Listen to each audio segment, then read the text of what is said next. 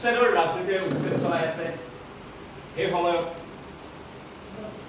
গুৱাহাটীত ভূমি অধিগ্ৰহণৰ জাননী গৈছে শৰ্মা, ঠাকুৰীয়া আদি উপাধিৰ খেলঞ্জীয়া লোক। কিন্তু আজি আমি ৰাইজত আপোনালোকৰ আগত সংবাদ মাধ্যমৰ জৰিয়তে অসমবাসীক জনাব বিচাৰিছোঁ যে হিমন্ত বিশ্ব শৰ্মা চৰকাৰে, বিজেপি চৰকাৰে আদানীক মাত্ৰ ৭০ বিঘা মাটি অধিগ্ৰহণ কৰিব বিচৰা নাই আদানীৰ এৰোচিটিত। হিমন্ত বিশ্ব শৰ্মা চৰকাৰে বিমানবন্দৰৰ সমীপৰ ৩খন গাঁও আজাৰা, মিৰ্জাপুৰ আৰু গড় ৩খন গাঁৱৰ পৰা ৪১০ বিঘা মাটি অধিগ্ৰহণৰ জাননী প্ৰেৰণ কৰিছে। সৰ্বোচ্চ পৰিমাণৰ মাটি অধিগ্ৰহণ কৰা হ'ব কামৰূপ মেট্ৰ', ৰামচৰণী মৌজাৰ মিৰ্জাপুৰ গাঁৱৰ পৰা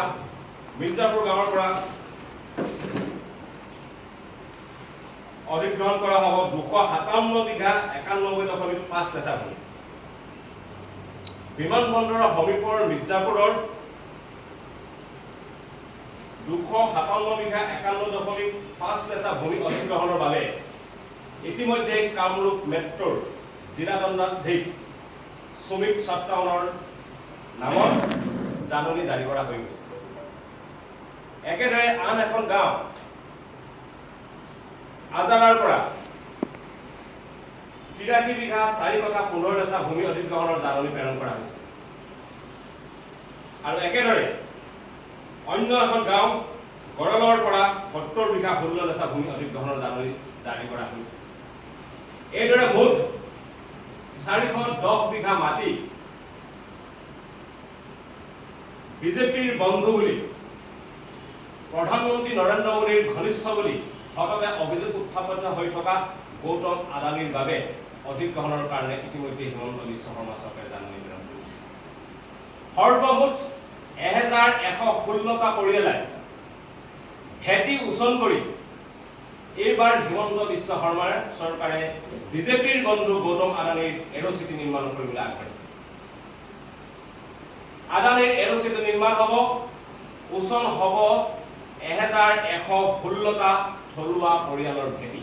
গুৰুত্বপূৰ্ণ কথাটো হৈছে যে কেৱল আদানীক এইদৰে বিশাল পৰিমাণৰ মাটি ৪১০ বিঘা মাটি অধিগ্ৰহণৰ বাবে জাননী প্ৰেৰণ কৰা হৈছে আৰু কেন্দ্ৰীয় চৰকাৰে ইতিমধ্যে ৩,২২০ বিঘা মাটি বিচাৰি চিঠি প্ৰেৰণ কৰি হৈছে। কেৱল মাটিয়ে নহয়, বিশাল পৰিমাণৰ ৰাজসাহায্য হিমন্ত বিশ্ব শৰ্মা চৰকাৰে আদানী গ্ৰুপৰ কাৰণে মোকলাই দিব। আপোনালোকে এডভান্টেজ আছাম টুৰ মুখ্যমন্ত্ৰী হিমন্ত বিশ্ব শৰ্মাৰ বক্তব্যবিলাক মনত পেলাওক। এডভান্টেজ আছাম 2.0তে বুজাবুজি চুক্তি স্বাক্ষৰ হৈছিল অসম চৰকাৰ আৰু আদানীৰ মাজত যে আদানীয়ে গুৱাহাটীত এখন এৰোচিটি নিৰ্মাণ কৰিব। আৰু তেতিয়াই মুখ্যমন্ত্ৰী হিমন্ত বিশ্ব শৰ্মা চৰকাৰে ঘোষণা কৰিছিল যে এডভান্টেজ আছাম টুত যিবিলাক বৃহৎ বিনিয়োগ হ'ব, সকলো বিনিয়োগৰ কাৰণে অসম চৰকাৰে বিশাল পৰিমাণৰ ৰাজসাহায্য মুকলি কৰিব। এতিয়া হিমন্ত বিশ্ব শৰ্মা চৰকাৰে কেৱল থলুৱাৰ ভেটি উচন কৰি ক্ষান্ত হোৱা নাই, থলুৱাৰ ভেটি উচন কৰি ৰাজকোষৰ ৰাজসাহায্যৰে এবাৰ আদানীক এৰোচিটি নিৰ্মাণ কৰি দিব। এয়াই হিমন্ত বিশ্ব শৰ্মাৰ ৰাজনীতি। এয়াই হিমন্ত বিশ্ব শৰ্মা চৰকাৰে আদানীৰ বাণিজ্যিক সাম্ৰাজ্য সম্প্ৰসাৰণৰ বাবে গ্ৰহণ কৰি থকা পদক্ষেপ।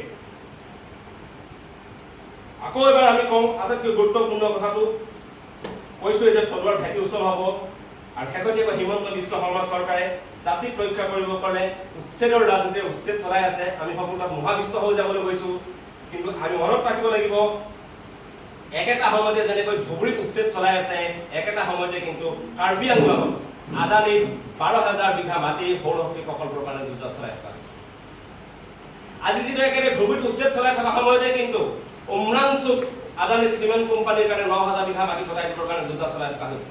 এইবিলাক কথাও আমি অসমবাসীৰ ৰাইজে মনত ৰাখিব লাগিব। আৰু অসমবাসী ৰাইজক আমি কেইটামান আৰু দুটামান তথ্য আমি জনাব বিচাৰিছোঁ। এই বিজেপি চৰকাৰখন অহাৰ পিছত আপোনালোকে মন কৰিব অসমত কিদৰে ৰকেট গতিত, মই শব্দটো আকৌ কৈছোঁ, ৰকেট গতিত মোদীৰ বন্ধু বুলি অভিযোগ উত্থাপিত হৈ থকা, বিজেপিৰ বন্ধু বুলি অভিযোগ উত্থাপিত হৈ থকা আদানীৰ সাম্ৰাজ্য বিস্তাৰ হৈছে ৰকেট গতিত। কি কি সম্পত্তি হ'ল বিজেপি আমোদত অহাৰ পিছত? 1 নম্বৰ, লোকপ্ৰিয় আন্তৰ্জাতিক বিমানবন্দৰ, যিটো আমাৰ ৰাজহুৱা খণ্ডৰ অধীনৰ বিমানবন্দৰ আছিল, সেই বিমানবন্দৰটো আদানীক চিৰদিনৰ বাবে গতাই দিয়া হ'ল। 1 নম্বৰ, লোকপ্ৰিয় আন্তৰ্জাতিক বিমানবন্দৰ। 2 নম্বৰ, বিজেপি চৰকাৰ আহিল, স্মাৰ্ট মিটাৰ লাগিল, আৰু স্মাৰ্ট মিটাৰ ঠিকা কোনে পালে? আদানী। 840 কোটি টকাৰ স্মাৰ্ট মিটাৰ ঠিকা 2 নম্বৰ। 3 নম্বৰ, গুৱাহাটীৰ বিমানবন্দৰৰ সমীপত হাজাৰ হাজাৰ বিঘাৰ মাটি নিৰ্মাণ কৰিব লগা এৰচিটি। 4 নম্বৰ, ধুবুৰী 3500 বিঘা ভূমিত 3000 মেগাৱাটৰ তাপবিদ্যুৎ প্ৰকল্প। 5 নম্বৰ, কাৰ্বি আংলঙত 12000 বিঘা ভূমিত সৌৰ শক্তি প্ৰকল্প। 6 নম্বৰ, ডিমা হাছাওত 9000 বিঘা ভূমিত আদানীৰ চিমেণ্ট কোম্পানী।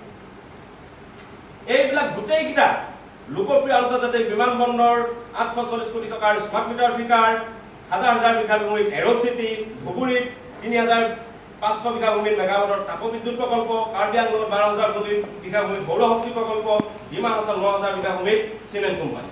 এই সকলোখিনি কিন্তু বিজেপিৰ দিনত, হিমন্ত বিশ্ব শৰ্মা চৰকাৰৰ দিনত আদানীয়ে অসমত বাণিজ্যিক বিস্তাৰ ঘটাইছে। ৰকেট গতিত আদানীৰ সাম্ৰাজ্য বিস্তাৰ হৈছে অসমত। যিকোনো খবৰৰ বাবে যোগাযোগ কৰক 7099017330 লগতে 7099017110 নম্বৰত।